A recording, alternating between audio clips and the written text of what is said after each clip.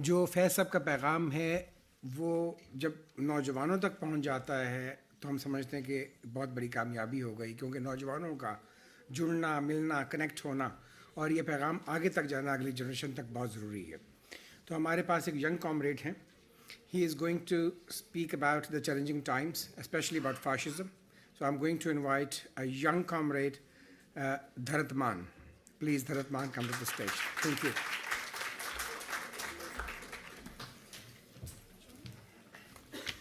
Hello, thank you everyone for having me. And I just want to apologize, I'm going to do this whole speech in English, क्योंकि मेरी उर्दू इतनी अच्छी नहीं है कि मैं politics के बारे में पूरी तरह speech दे सकूं.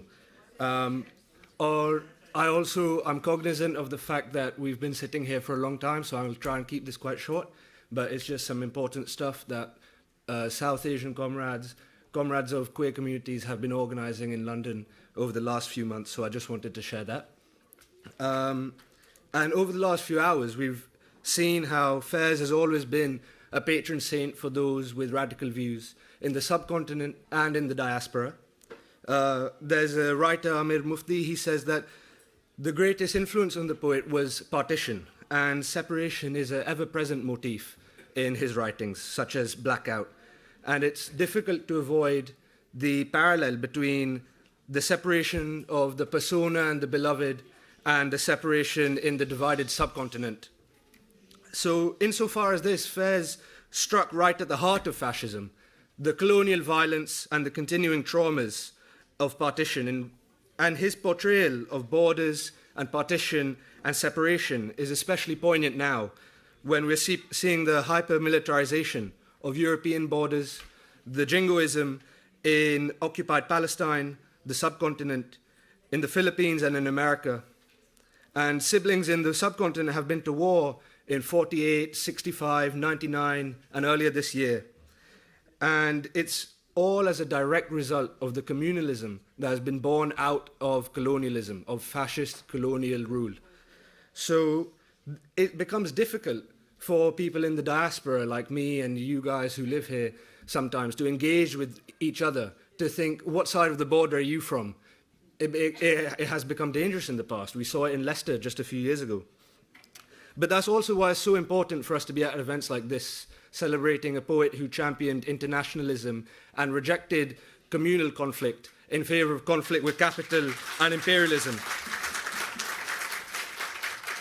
And he makes his radical beliefs very clear in writings like Chand Rose or Meri Jaan, where he dreams of a day where speech is no longer restricted and people are free to think critically. And this is especially important now in the UK, where the Prime Minister is talking about banning certain chants under the guise of them being anti-Semitic. Faiz remains relevant because of these things, because of the politics that we're seeing here in the UK today. And that brings me to what I wanted to talk about with regards to fascism in the UK. Because it's becoming increasingly harder for us to move with love in this country, as brown people, as people from the subcontinent in diaspora here, as people of queer communities, as disabled people, as people who are, young. It's becoming increasingly hard to move with love. And Faiz was not just a romantic poet. As much as he taught us about love, he taught us about political action. He was affiliated with the Communist Party in the 40s, as we've heard. He was affiliated with Arafat and the PLO in the 70s. And our society in the UK, I'm going to speak a little more about the diaspora, because I'm not as in touch with Pakistan at the moment.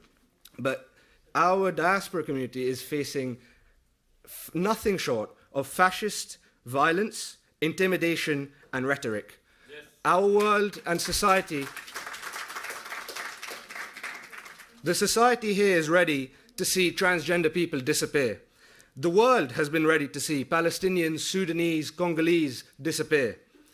And in the UK, just in the last few months, I'm going to read a few short things that have happened. An arson attack on a mosque, the stabbing of an imam in Hounslow, the attempted lynching of a delivery driver, pogroms at hotels, and undoubtedly many other unreported attacks.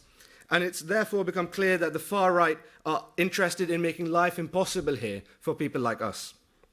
This violence is not limited just to the far right who take to the roads and to the streets. It also includes the likes of Keir Starmer echoing the words of Enoch Powell and committing blood libel against students protesting for Palestine. It includes Robert Jenrick peddling great replacement theory, Farage advocating for militarized deportation, and the likes of Nick Tenconi from UKIP performing Roman salutes.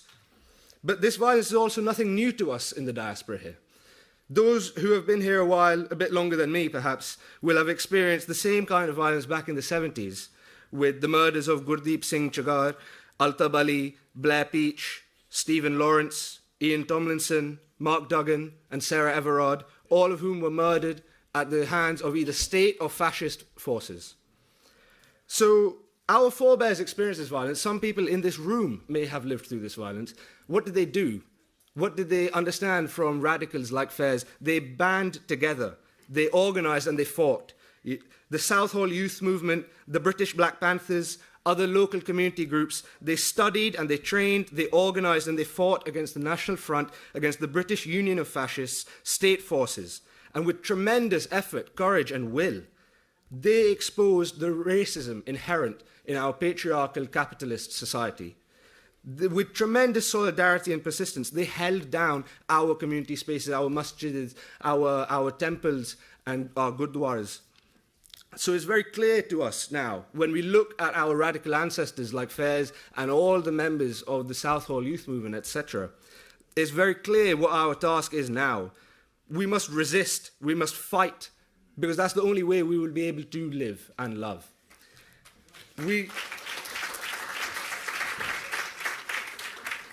It's incredibly important that we learn and improve upon our radical ancestors. And just to wrap up quickly, to this end, I wanted to note a demonstration on the 25th of this month outside Whitechapel Station, where Nick Tenconi, a man who is outwardly a Nazi, is planning to come with members of UKIP in support of mass militarized deportations of immigrant communities. So South Asian comrades at Nijor Manoush, Rot Collective, East London Community Defence and more have called for support outside Whitechapel on that day, on the 25th of October. If you want any further info, you can talk to me during the break, or you can check Nijor Manoush on the Instagram. Thank you.